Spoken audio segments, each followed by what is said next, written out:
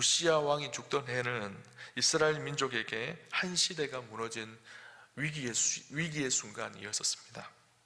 왕이 죽었고 미래가 불안전합니다. 백성들은 두려워하였고 사회 질서가 흔들립니다. 우시야 왕은 어떤 왕이었는가 하면 16세의 왕이 되었고 52년 동안 이스라엘을 다스렸던 왕입니다. 하나님을 경외하였고 썩은 관습과 미신을 타파하고 우상을 제거하였던 의로운 왕이었죠. 나라가 안정되고 오랫동안 우시야가 통치할 당시에 평화가 있었습니다. 남유다는 다윗 왕 이후에 가장 안정되고 경제적으로나 군사적으로나 외교적으로나 강한 나라가 되어졌습니다. 나라의 지경을 넓히며 남유다의 전성기를 이루었던 왕이 우시야 왕입니다. 그렇게 탁월했던 왕 우시야 왕이 죽던 해입니다. 사람들의 어떤 마음이 들었을까요? 자기 민족을 이끌었고 자기 민족을 지도했던 탁월한 리더십을 가졌던 우시야 왕이 죽었다라는 것은 이스라엘 남유다가 의지했던 의지의 대상이 사라졌다라는 거예요. 위기의 시대가 찾아왔다라는 것을 말합니다. 하나님을 경외하던 영적 분위기가 사람들이 다시 우상을 숭배하기 시작합니다. 정치가 불안합니다. 주변에 있는 강대국들이 유대 나라를 삼키려고 심상치 않은 움직임을 보이고 있습니다. 이런 위기의 시대에 궁정에 있었던 이사야는요, 하나님 앞에 나아가 그 무거운 마음을 가지고 기도했었습니다. 이사야는 누구일까요? 이사야는요, 궁정에서 우시야 왕과 가깝게 지냈고 궁정의 서기관이라는 고위 관리였던 것을 우리가 성경을 통해서 알 수가 있습니다. 서기관, 궁정 서기관은요, 왕의 대소사를 기록하는 사람입니다. 역대하 26장 22절을 보면 이렇게 기록합니다. 우시야의 남은 시종 행적은 아모스의 아들 선지자 이사야가 기록하였더라. 역대하 32장 32절에도 히스기야의 남은 행적과 그의 모든 선한 일은 아모스의 아들 선지자 이사야의 묵시책과 유다와 이스라엘 열왕기에 기록되니라. 우시야 왕과 히스기야의 왕의 행적들이 이사야를 통해서 기록이 되어졌다라는 것을 말하고 있죠. 그는 왕궁에서 고위 관리로서의 삶을 살았고 우시야 왕과도 아주 가깝게 지내며 국책을 함께 논했던 그런 사람이었던 것 같습니다. 그런데 그렇게 신뢰하고 의지했던 우시야 왕이 죽은 거예요. 이사야는 두려운 마음이 들었을 것 같아요. 52년 동안 이스라엘을 다스렸던, 의롭게 정치했던, 물론 그의 인생의 마지막이 교만함이 있었지만 그럼에도 불구하고 다윗 왕 이후에 최고로 이스라엘을 잘 통치했던 왕이 우시야 왕이었거든요. 이스라엘 민족의 위기가 찾아왔습니다. 혼란이 찾아왔습니다. 그런 혼란이 찾아온 그런 상황 가운데 이사야는 성전에 올라갑니다. 그리고 무릎을 꿇고 하나님 앞에 기도를 할 때 주님의 놀라운 음성을 듣고 하나님의 놀라운 영적인 체험을 하게 되어지죠. 그 압도적인 영적 경험을 하게 함으로 하나님은 이사야에게 소명을 주시는 장면이 오늘 본문의 장면입니다. 주님, 내가 여기 있사오니 나를 보내소서라는 믿음의 결단이 있었죠. 혼란과 무너짐의 시대에 하나님은 소명이 새롭게 태어나는 시대로 이사야에게 나타나신 것을 오늘 본문 속에서 우리는 보게 되어집니다. 오늘 이사야가 성전에서 본 것이 무엇일까요? 오늘 이사야가 성전에서 본 것은요, 하늘의 보좌였습니다. 오늘 1절을 한번 볼까요? 1절에 이렇게 기록합니다.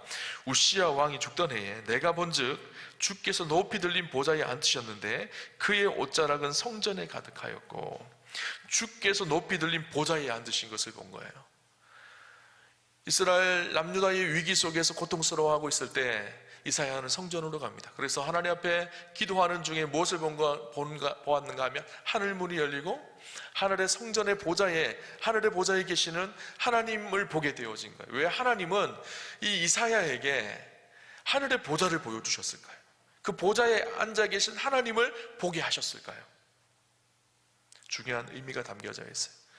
이 땅에 남유다의 왕이 통치하는 왕의 보좌에는 우시야가 죽어서 아무도 그 자리에 앉아 있지 않지만 하늘의 보좌, 영원한 보좌, 하나님 나라의 보좌에는 하나님께서 여전히 그 자리에 앉으셔서 온 세상을 통치하시고 다스리고 계신다라는 것을 이사야에게 보여주신 것이죠.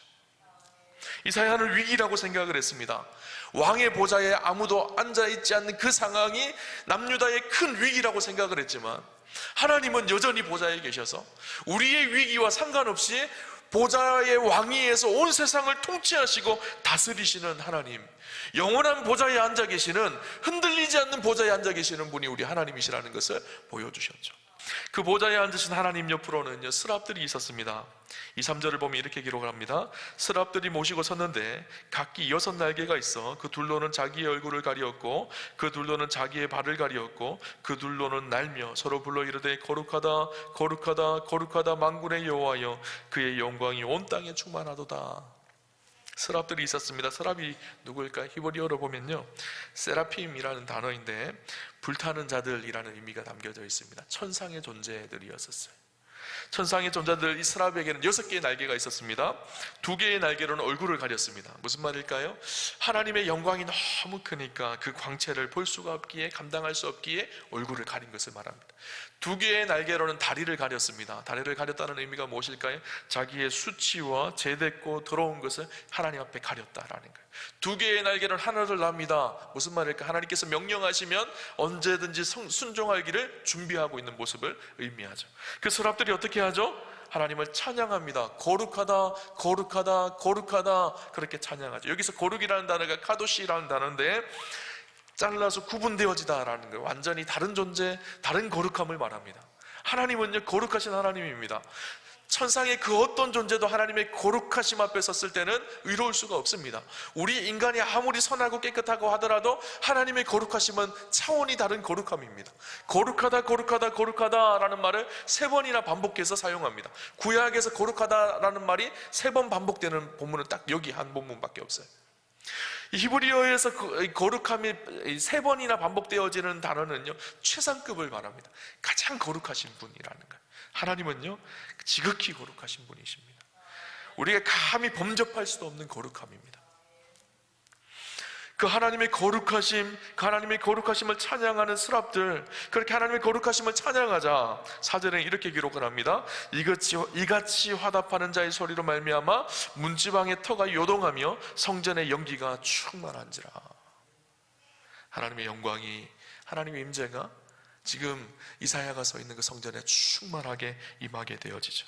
하나님의 그 거룩한 임재를 경험했어요. 영광스러운 모습을 경험했어요. 그러면 그 거룩한 하나님의 임재를 본 이사야의 반응이 어땠어야 될까요?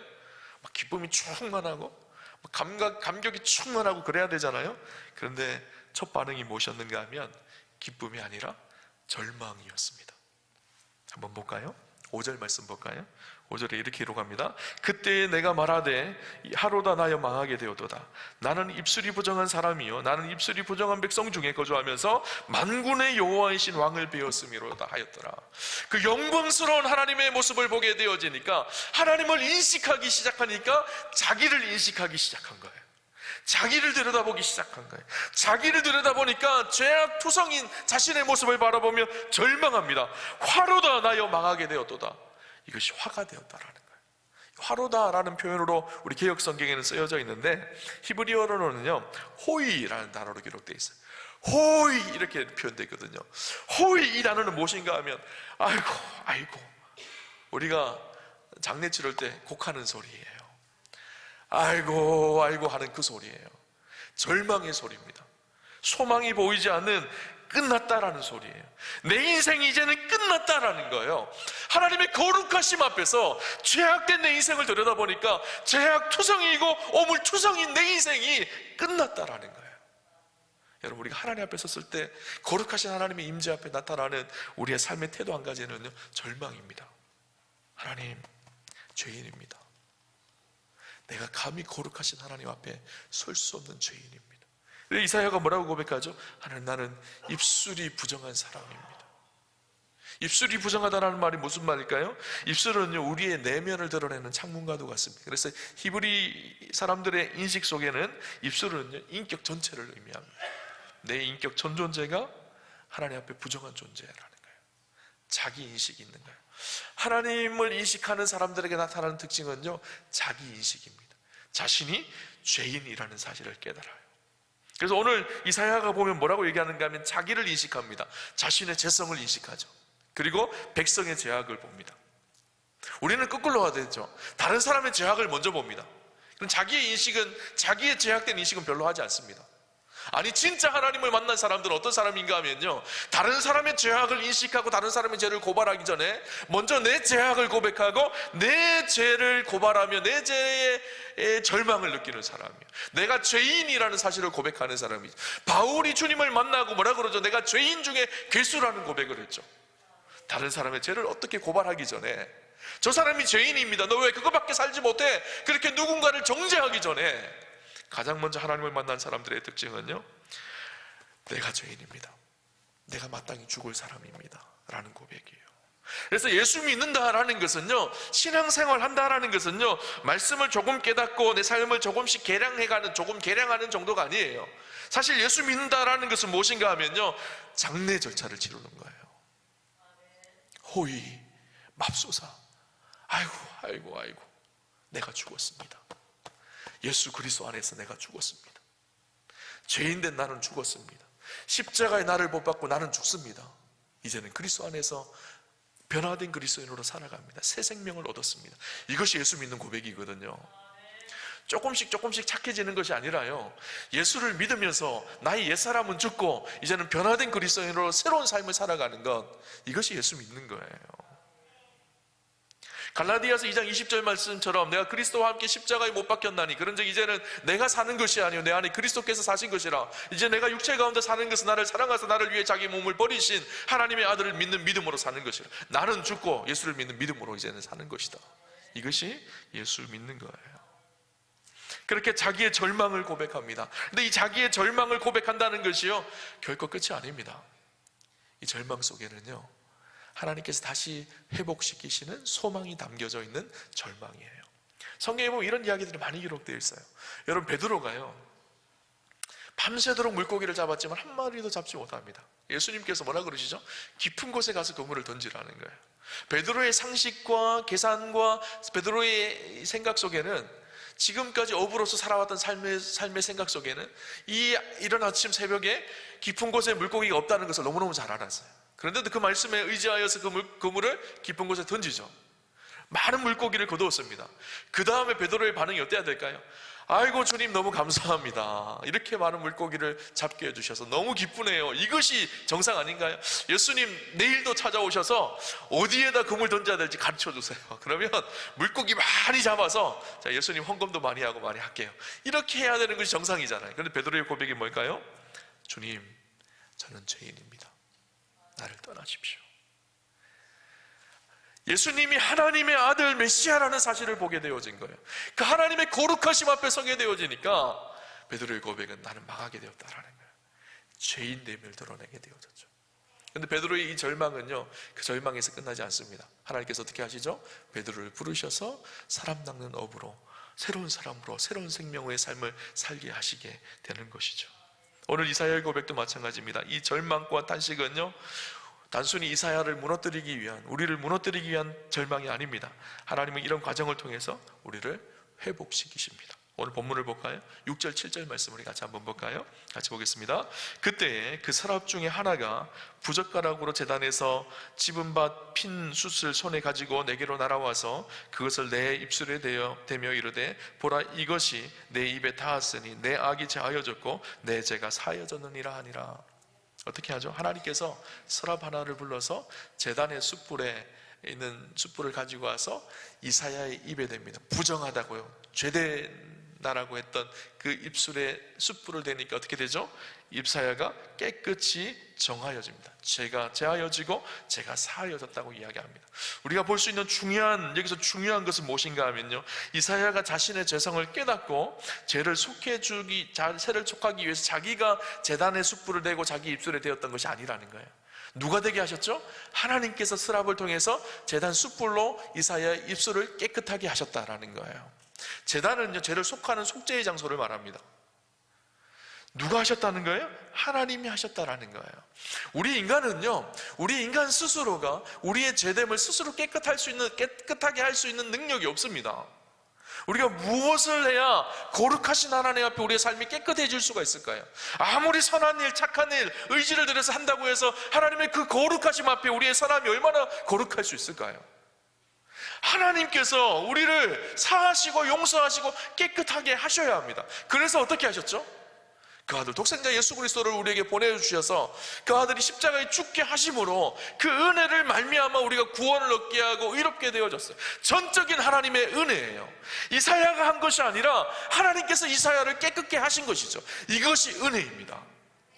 우리가 스스로 의롭게 되어진 것이 아니에요. 우리가 스스로 깨끗하게 되어진 것이 아니에요. 전적인 하나님의 은혜로 저와 여러분을 하나님께서 거룩하게 여기시고 의롭게 여기셨습니다. 이것이 은혜예요.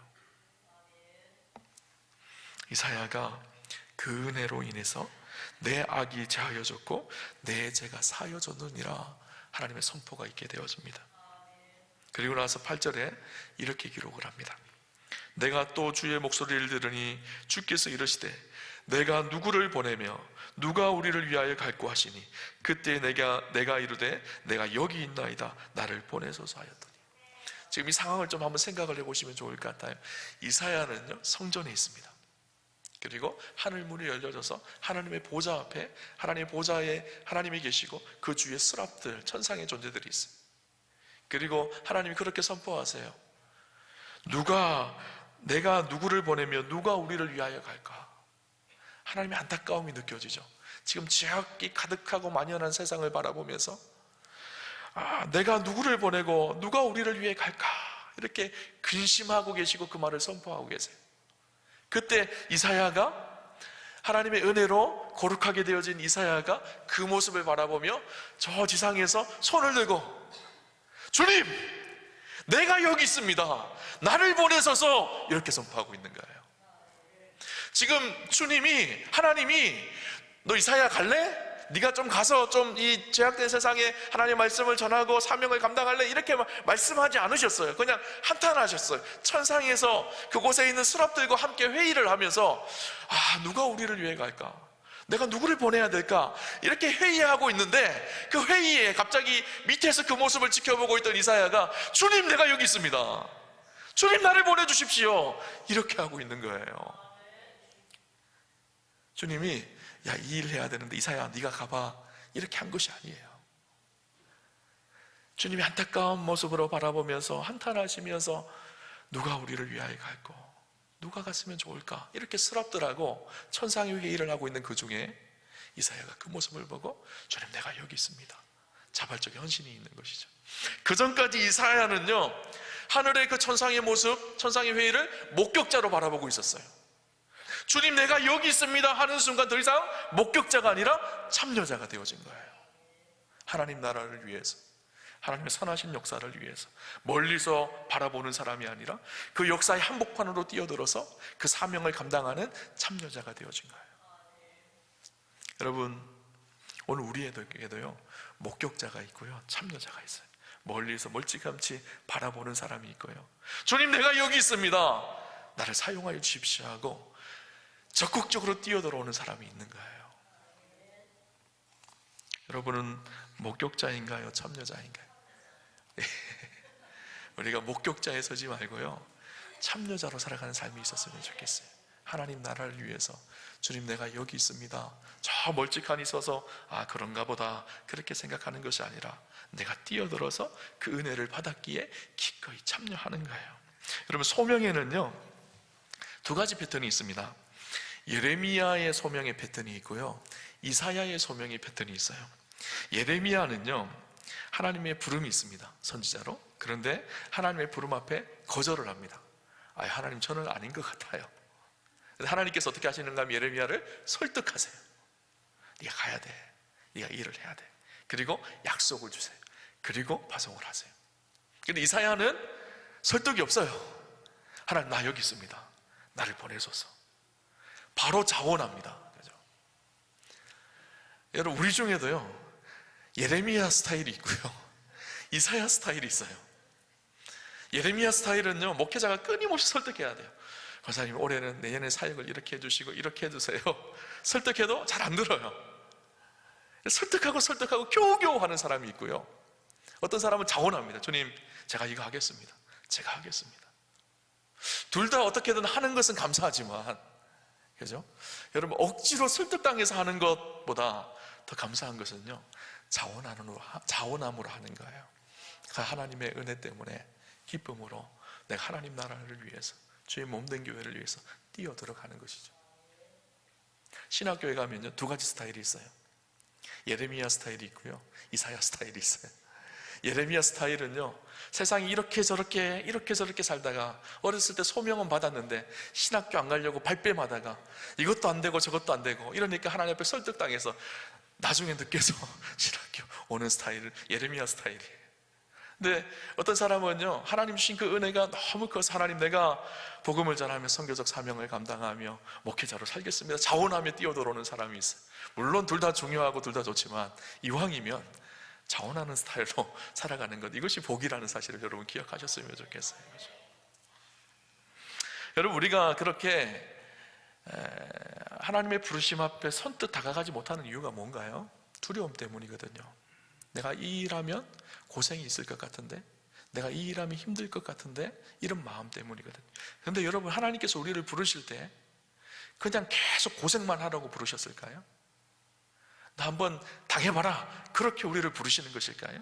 아니에요. 그 부르심 앞에는요, 합당한 하나님의 도우심과 은혜가 반드시 있습니다. 그냥 우리를 부르시는 것이 아니에요. 오늘 성경을 볼까요?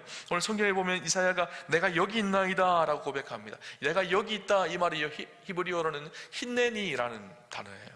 이 힌네니라는 말은요, 단순한 고백이 아닙니다. 주님, 내가 여기 있습니다, 나를 사용해 주십시오. 내가 어떤 고난이 있고 어떤 어려움이 있더라도 강력한 의지를 담아서 하나님의 그 뜻 앞에 순종하겠습니다. 이것이 힌네니라는 고백이거든요. 주님, 내가 여기 있습니다, 나를 사용하여 주옵소서. 이사야의 이 고백이 쉬운 고백이 아니었습니다. 9절을 보면 이사야의 사명이 얼마나 어려운 사명이었는지를 아는데요, 9절에 이렇게 고백합니다. 여호와께서 이르시되 가서 이 백성에게 이르기를 너희가 듣기는 들어도 깨닫지 못할 것이요 보기는 보아도 알지 못하리라 하여. 이사야가 가서 하나님의 말씀을 선포하고 증거하지만 들어도 사람들이 듣지 못하고 깨닫지 못하게 되어질 거라는 거예요. 워낙 악하니까, 워낙 불화해졌으니까 하나님의 말씀이 선포되어져도 듣지 못하는 세대가 되어졌다라는 거예요. 여러분, 선지자가 말씀을 전하는데 사람들이 듣지 않는 것만큼 힘든 것이 있을까요? 설교자가 설교를 하는데 사람들이 듣지 않는 것만큼 어려운 것이 있을까요? 이사야의 사명이 그렇다라는 거예요. 듣지 않는데 가서 전해야 되는 이 사명이 있었던 거예요. 그럼에도 불구하고 힌네니, 주님, 내가 여기 있습니다, 나를 보내소서, 이렇게 선포하고 있는 거거든요. 그런데요, 그렇게 하나님 앞에 힌네니, 주님, 내가 여기 있습니다 라고 고백하면 하나님도 우리를 향해서 힌네니, 내가 여기 있다 라고 말씀하신다는 사실이에요. 성경은 사실 우리의 힌네니의 고백 앞에 하나님의 힌네니의 응답이 있는 것이 성경입니다. 하나님의 말씀과 하나님의 은혜가 우리와 늘 함께합니다. 하나님의 말씀을 따라 순종하는 사람들에게 내가 여기 있다, 내가 너를 도울 것이다, 그렇게 말씀하시는 하나님이세요. 그래서 이사야 58장 8절 9절을 보면 이렇게 기록을 합니다. 그리하면 내 빛이 새벽같이 비칠 것이며 내 치유가 급속할 것이며 내 공의가 내 앞에 행하고 여호와의 영광이 내 뒤에 호위하리니 내가 부를 때에는 나 여호와가 응답하겠고 내가 부르짖을 때에는 내가 여기 있다 하리라. 여기서 내가 여기 있다 하리라, 이 말이 힌네니거든요. 아까 이사야가 했던 힌네니, 주님, 내가 여기 있습니다 라고 그 고백을 하나님께서 받으시지만 하나님도 우리를 향해서 힌네니 하신다라는 거예요. 내가 여기 있다, 너희가 부르짖을 때 내가 응답할 것이고 내가 너희를 호위할 것이고 내가 너희를 돌볼 것이고 내가 너희와 함께 할 것이다. 힌네니예요. 하나님은요, 우리를 그냥 보내지 않으세요. 우리가 주님, 내가 여기 있습니다, 나를 사용하여 주옵소서 하면요, 하나님도 나도 여기 있다, 내가 너 옆에 있잖아, 내가 부르짖을 때 나도 너와 함께 할 거야, 내가 너를 지켜줄 거야, 내가 너를 호위할 거야, 내가 너를 돌봐줄 거야. 하나님도 힌네니 하신다라는 거예요. 여러분, 주님 앞에 우리의 삶을 드린다라는 것, 주님의 몸된 교회를 섬긴다라는 것, 여러분 너무 고난으로만 생각하지 않으셨으면 좋겠어요. 하나님께 그렇게 순종하며 헌신할 때 하나님은 그냥 있으시는 분이